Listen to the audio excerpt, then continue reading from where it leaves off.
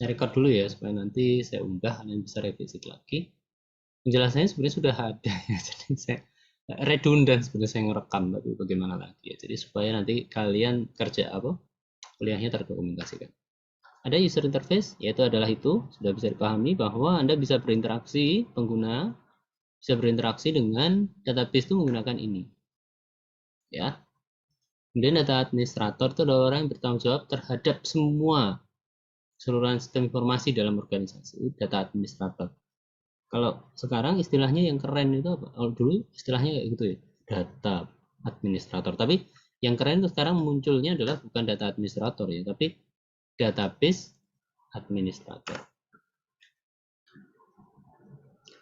Oke, ini suaranya tadi originalnya saya matikan tadi, jadi kurang bagus. Saya reset ulang, saya share ulang.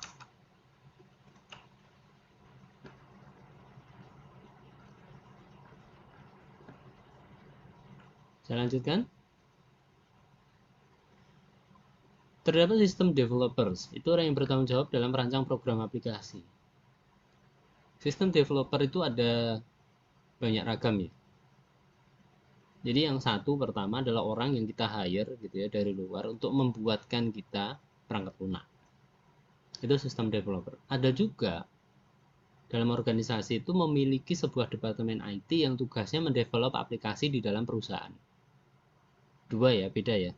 Satu dari luar, outsource. Satu lagi pegawai kita, pegawai tetap. Nah, apapun itu dia bertanggung jawab dalam merancang program aplikasi.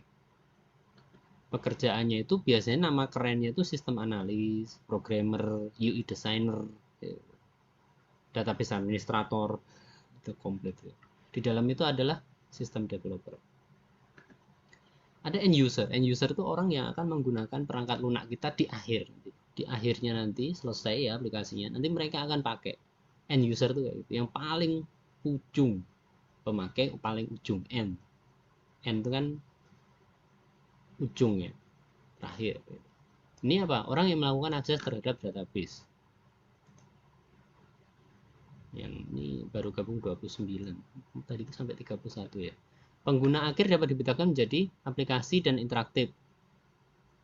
Ya, ini pengguna aplikasi adalah orang yang mengoperasikan program aplikasi. Maksudnya apa? Contoh misalkan, kalian kan ada toh Pordik untuk key in KRS. Login pakai username password. Kalian masukin mata kuliah yang sekiranya menjadi mata kuliah di semester ini, yaitu Anda sebagai pengguna aplikasi.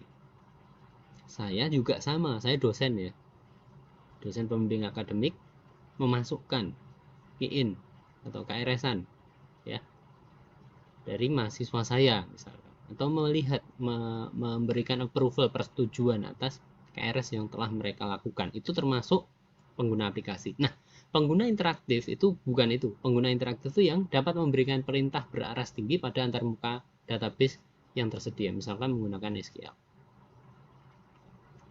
Artinya nih orang-orang yang paham, yang diberikan hak akses untuk melakukan query secara terketik tadi ya, command line interface gitu ya. Dia melakukan bahasa query untuk memunculkan data atau isian dari database yang dimiliki, termasuk juga untuk melihat ya metadata yang ada di sana. Itu disebut sebagai pengguna interaktif. Ingat ya, pengguna aplikasi, pengguna interaktif. Aplikasi itu yang menggunakan aplikasi secara awam gitu ya. Kalau interaktif, dia bisa jadi ngerti SQL-nya, dikasih yang namanya akses ke sana untuk melakukan query. Contohnya seperti gambar di sini. Ya. Ada gambar di sini di mana itu menjadi satu ya, disebut sebagai tempat untuk kita masukkan, ketik slide apa-apa ya. Siapa saja sih penumpang yang mengisi tempat duduk 14A, namanya Rob Karen, 14B Klaus Romanowski, 14C Brett Sutton. Karena ada perintah yang diketikkan oleh pengguna interaktif ini. Itu end user. Lain dengan sistem developer, lain dengan data administrator. Ya. Nah, apa yang diketikkan oleh pengguna interaktif tadi atau seorang developer atau seorang programmer atau seorang database administrator itu adalah SQL. SQL itu adalah structured query language. Saya ulangi ya, structured query language. Kenapa saya sampaikan berulang kali? Karena ini biasanya muncul di mahasiswa akhir itu, SQL itu nggak tahu. Dan jawabnya adalah struktur query language, struktur query language, struktur query language. Itu mengganggu banget. Ya, lo ngomong itu adalah structured atau terstruktur ya, bukan strukturnya tapi terstrukturnya itu yang kita maksud. Structured query language.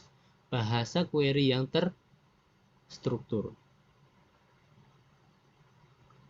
Bacanya gimana Pak kalau SQL kayak gini? Bisa pakai scale gitu ya, SQL gitu. Karena singkatan ya, terserah mau ditabrakin boleh SQL atau SQL boleh. Itu lebih sulit ya.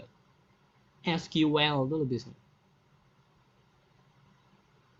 Ngomongnya biasanya kalau orang udah terlalu ini ditabrak SQL gitu, SQL. Silahkan latihan sendiri biar kelihatan tahu gitu loh. Jadi pas kalian udah ditanya apa tuh SQL, oh SQL, SQL, SQL dan sebagainya itu ngerti.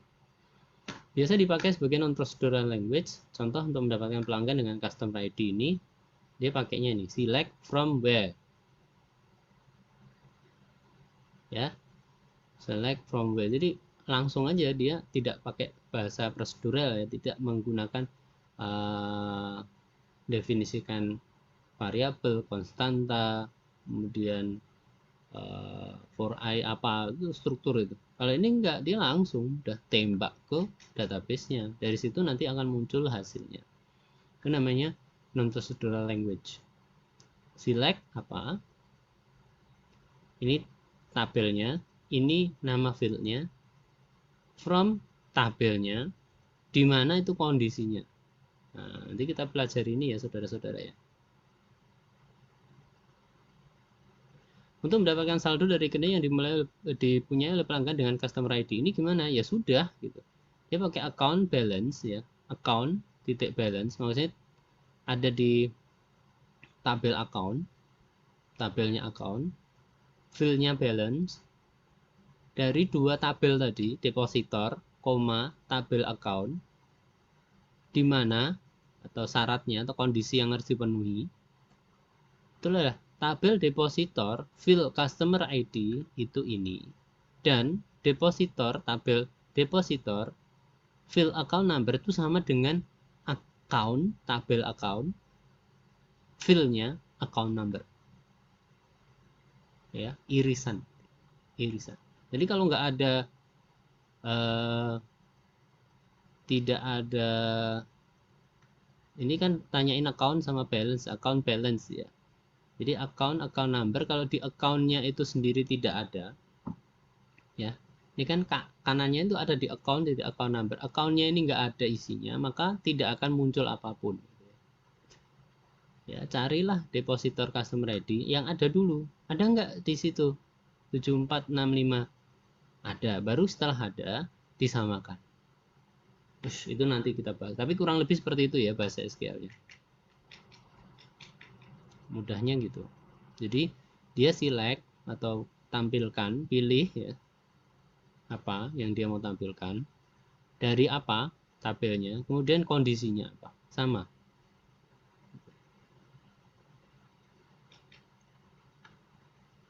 Next. Nah, program aplikasi mengakses database melalui perluasan yang memungkinkan menyisipkan SQL. Jadi nggak melulu harus kita menggunakan SQL secara langsung, bisa menggunakan aplikasi perantara. Ya, gitu ya. Nah, ini zaman dulu ada namanya ODBC sama JDBC. Yang sekarang tuh pakai mungkin kalau kalian nanti PHP admin yang saya tunjukkan kemarin itu, atau pakai MySQL Front. Ini evolusi database sampaikan kemarin ada tahun 60-an, 70-an, 80-an, 90-an, dan 2000-an.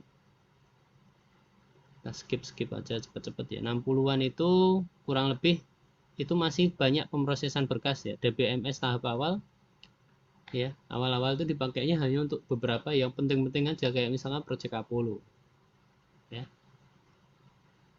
Tahu ya Project Apollo ya, untuk mengelola atau untuk manage begitu ya, proyek pendaratan pesawat di bulan beserta dengan awaknya.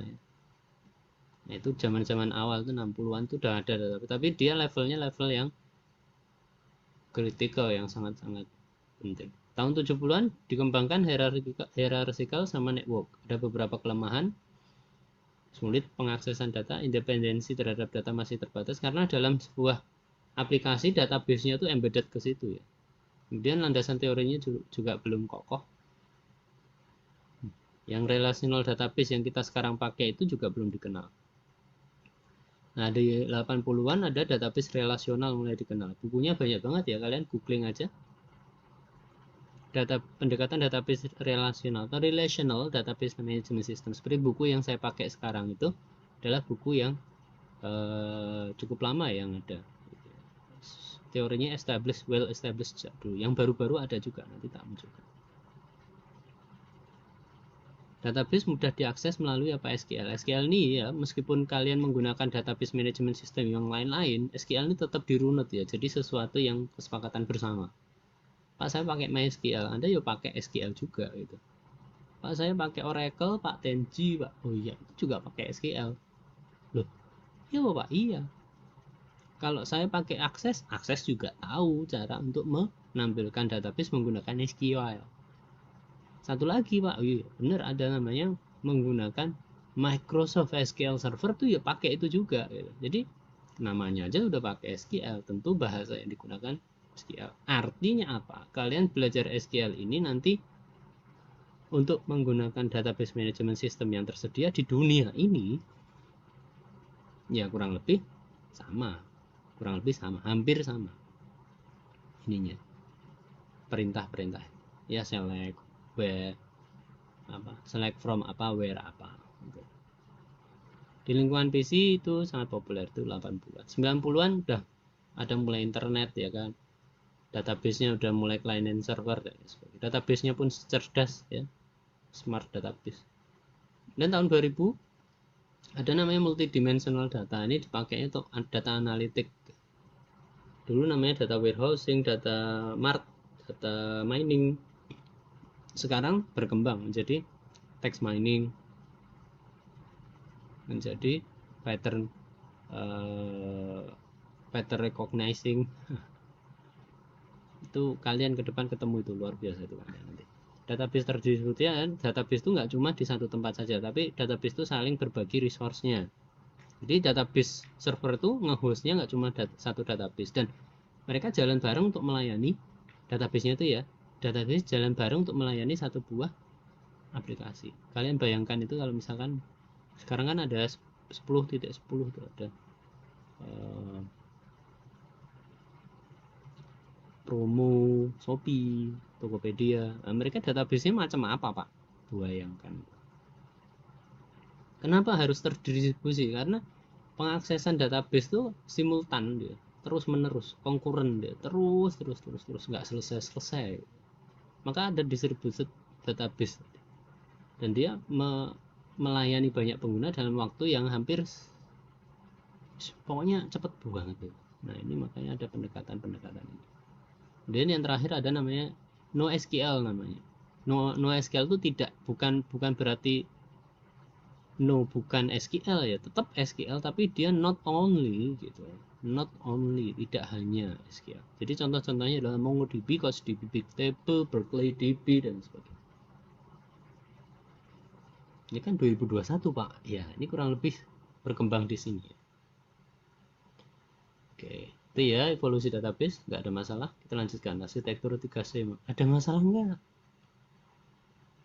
Kalian harus tahu nih historinya. Zaman dulu tuh database tuh kayak gitu. Enggak Pak, database tuh nggak gitu menurut dosen saya. Ternyata ya ada, tahun 80-an tuh kayak gitu. 90-an kayak gitu ya, 60-an kayak gitu.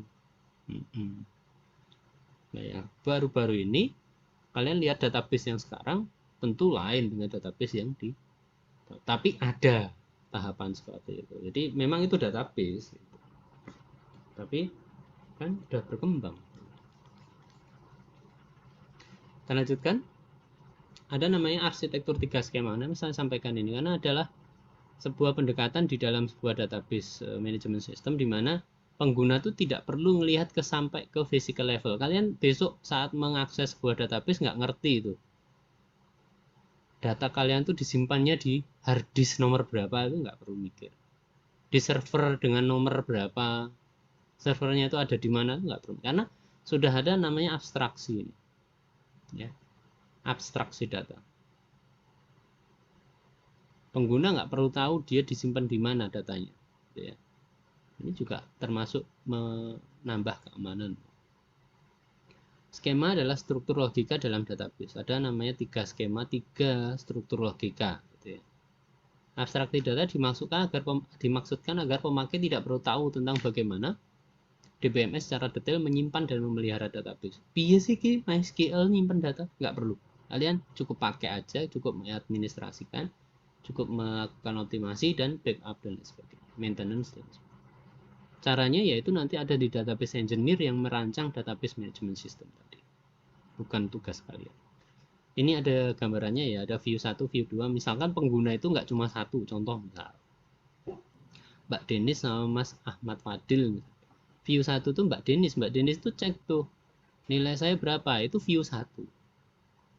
View 2 Mbak Denis, Mas Ahmad Fadil, dia ngecek nilainya, itu udah beda orang, tapi levelnya sama. Kalian tuh levelnya sama. Nah, mengakses database menggunakan aplikasi, itu view level. View level ke yang lain juga ada, view level pokoknya view-view yang lain juga ada, tapi bisa jadi sama dalam level yang sama. Dalam satu view level dengan pengguna yang berbeda. Saya dosen ya, saya bisa mengakses mungkin levelnya lebih tinggi daripada kalian karena kalian hanya bisa melihat diri Anda sendiri. Kalau dosen kan view levelnya bisa melihat mahasiswa bimbingannya kan cukup banyak mahasiswa. Nah itu aja, that's it gitu. Tidak ada yang lain. Kemudian logical level, kemudian physical level. Oke, ada pertanyaan sampai sini?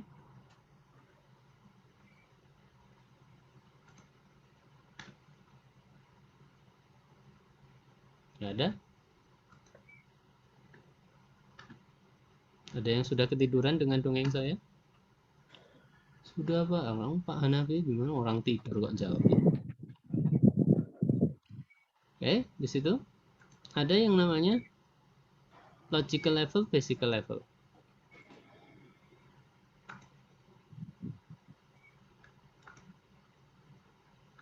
View level tadi ya sudah disampaikan. Logical level, conceptual SEMA. Kemudian ada level yang biasa oleh DBA itu diakses oleh ini ya, logical level. Jadi yang berhubungan dengan logical ya ada di sini. Mas Burhan sedang ada di jalan mungkin. Data yang kompleks maksudnya gimana? Oke, Mbak Erina, terima kasih.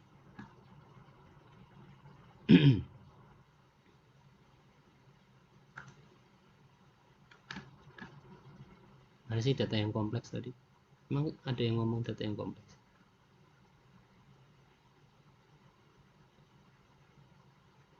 Oh ini penanganan data yang kompleks.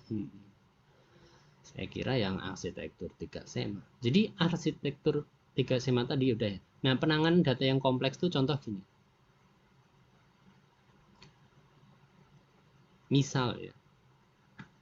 Kompleks tuh gini. Jadi banyak atau dimensi data itu banyak. Kalau misal ya, data kalian saat mau masuk Alfamart aja deh. Contohnya Alfamart. Alfamart itu kan punya member ya. Member itu kalian misalkan. Mbak Irina datang ke Alfamart mau beli sesuatu nih. Sesuatu apa aja? Oh Pak, saya mau beli tisu, mau beli sabun, mau beli pampers. Enggak ya, enggak mungkin beli pampers ya, karena Anda masih mahasiswa. Profilnya adalah mahasiswa yang biasa mahasiswa itu dia belinya yang kayak gitu, memprofil dari pembelinya tadi. oh belinya kayak gini, namanya tisu, peralatan mandi dan sebagainya yang berhubungan dengan keperluan pribadi, bukan keperluan orang lain gitu ya. Kalau keperluan pribadi tentu dia adalah kita bisa profilkan sebagai seorang yang seperti apa. Nah, di situ bisa kita dapatkan analisis datanya Mas Mbak ya. Apa? Alfamart yang terletak di daerah yang berhubungan dengan atau yang sering diakses oleh mahasiswa, tentu stoknya itu beda dengan yang ada di daerah perumahan atau di pemukiman.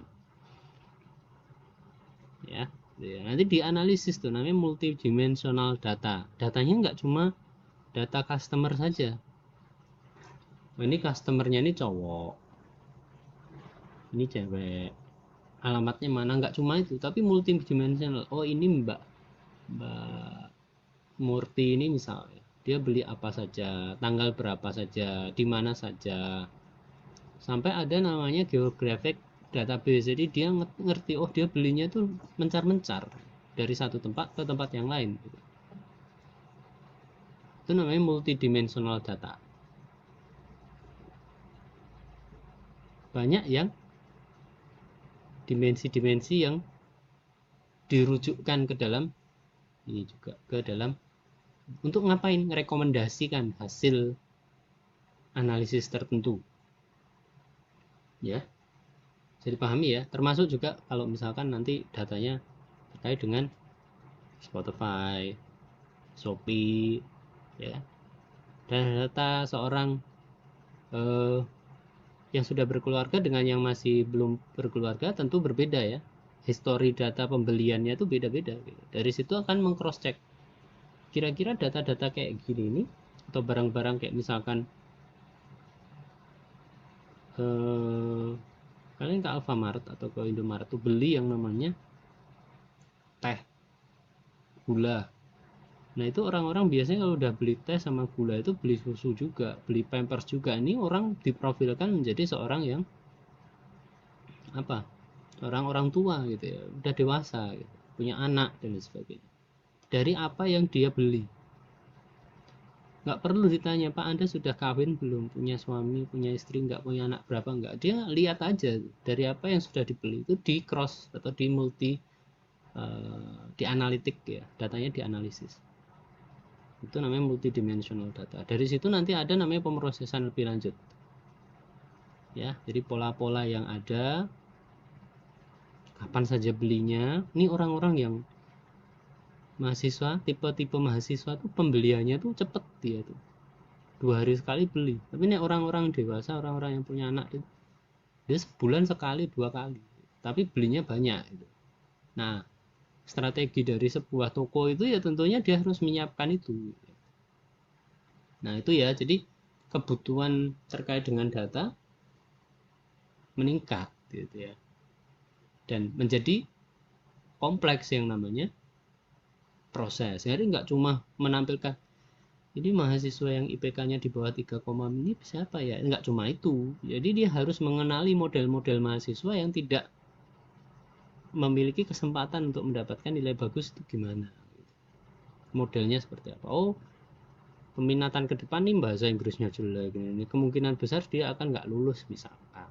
Atau misalkan pas semester awal kok dia nilai-nilainya rendah gitu. Yang terjadi adalah sistem tersebut bisa memprediksi bahwa ini mahasiswa akan terkendala di beberapa semester ke depan. Itu pinter banget itu.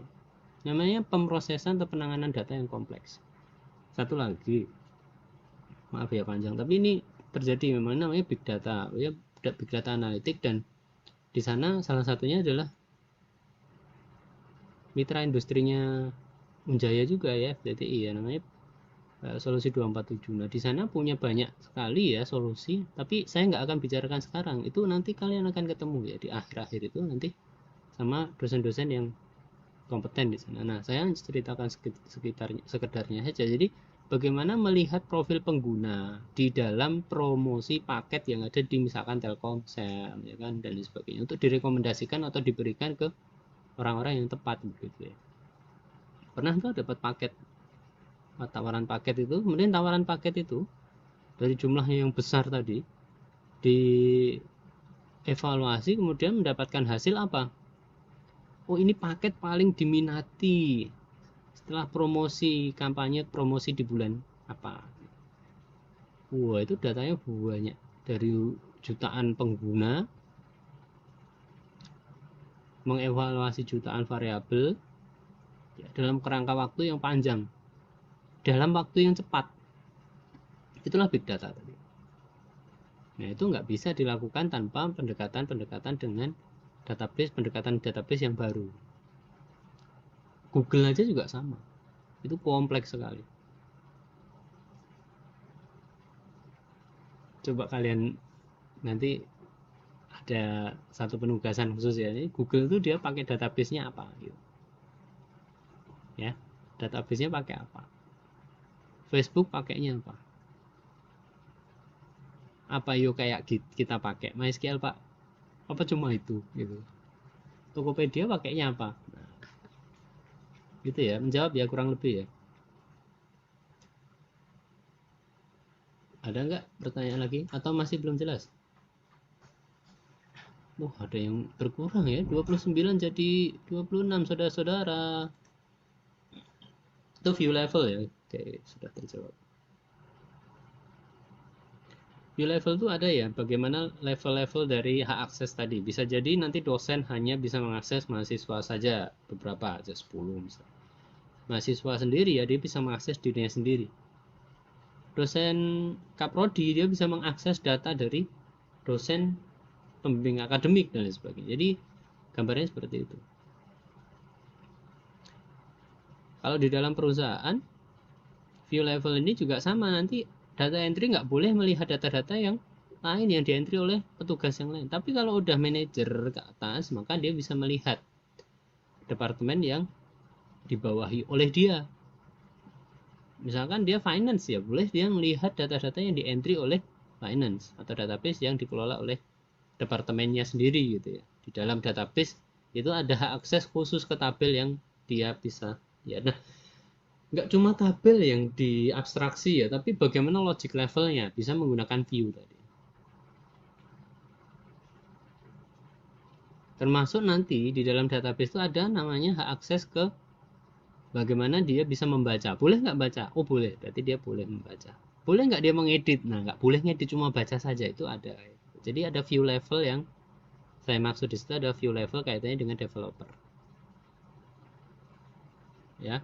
Jadi kalau sudah di setup grup-grupnya, nanti tinggal share ke aplikasi, aplikasinya itu tahu bahwa di aplikasi ini hak aksesnya apa, usernya apa, dan itu udah lumayan, ada sedikit kompleks.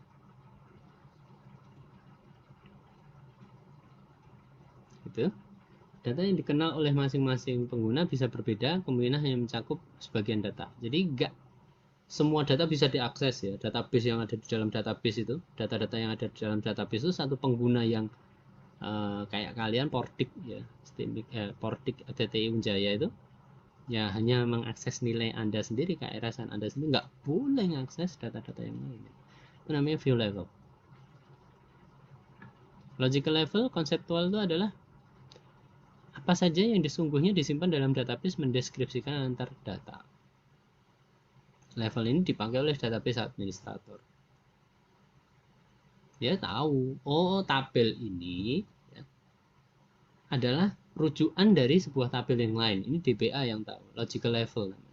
Jadi yang awalnya view level, logical level, terakhirnya adalah physical. Ini programmer DBA pun nggak ngerti ya. Data penjual tadi ditaruh mana? Nggak ngerti. Oh ada di situ, hard disk nomornya nggak bisa. Dibaca, dicek, dikonvert, diambil, nggak ngerti. Nah ini namanya physical schema. Memori sekunder tahu ya, hard disk tadi. Nggak ngerti dia taruhnya di mana. Nah ini gambaran abstraksi data, ada pegawai, di dalamnya itu ada nama, alamat, bagian, gaji. Ini mengandung 4 field ya. Kemudian kalau di abstraksi data, level fisik dapat digambarkan dalam sebuah blok yang tercetak dalam memori sekunder, nanti ada di hard disk. Pada lapis konseptual, rekod didefinisikan di dalam definisi di depan tadi ini kan ada di sini.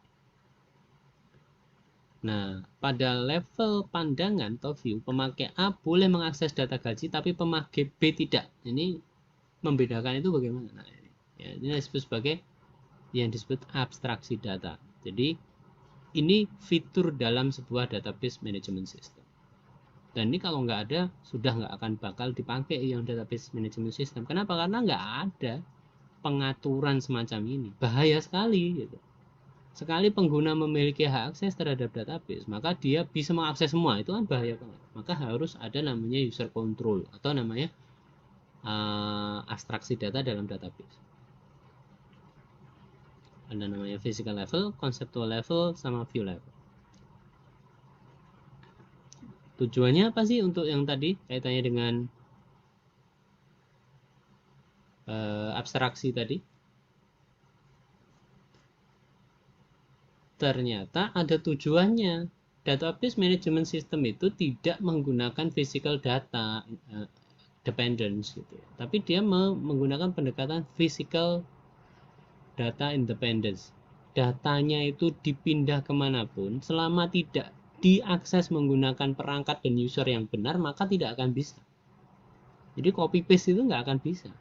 Maka harus perlu namanya mekanisme untuk melakukan backup sama recovery.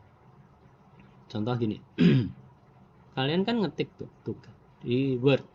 Word selesai ngetik tugas dikirim ke teman kalian. Wordnya itu double klik dibuka pakai aplikasi Word tanpa password pun bisa. Itu nggak boleh. Itu namanya physical data dependence. Dia buka dimanapun jalan. Sedangkan yang namanya database management system nggak boleh seperti itu. Jadi dia tidak tergantung pada physical data. Tidak tergantung pada physical data, tapi logical data. Database-nya ini nanti disimpan di mana, Pak? Ya, itu nggak tahu. Database administrator nggak tahu. Saat ingin membackup, baru dia bisa memiliki backup-nya. Jadi bukan hak aksesnya, paham ya? Jadi misalkan ada database kita culik, pindah ke komputer kita analisis, nggak mau dia, nggak bisa. Ya, ini prinsip yang ada di database management system. Standar database management secara umum seperti ini ya, ada di storage, ada statistical data dan sebagainya ya. Kemudian bisa di baik itu ya, mungkin materi yang bisa saya sampaikan. Mohon maaf ini kok malah saya bahas ini, saya kira akan selesai dalam waktu 2 kali pertemuan tadi ya, ternyata enggak. Maka ini perlu nanti kita bahas lebih lanjut ya, mungkin di hari berikutnya, hari Rabu. Itu mungkin di pertemuan kali ini saya cukupkan sekian, waktunya sudah habis ya. Silahkan nanti tanya lewat offline atau lewat WA asinkron. Itu yang bisa saya sampaikan. Terima kasih, mohon maaf jika ada kesalahan. Saya tutup sekian. Assalamualaikum warahmatullahi wabarakatuh.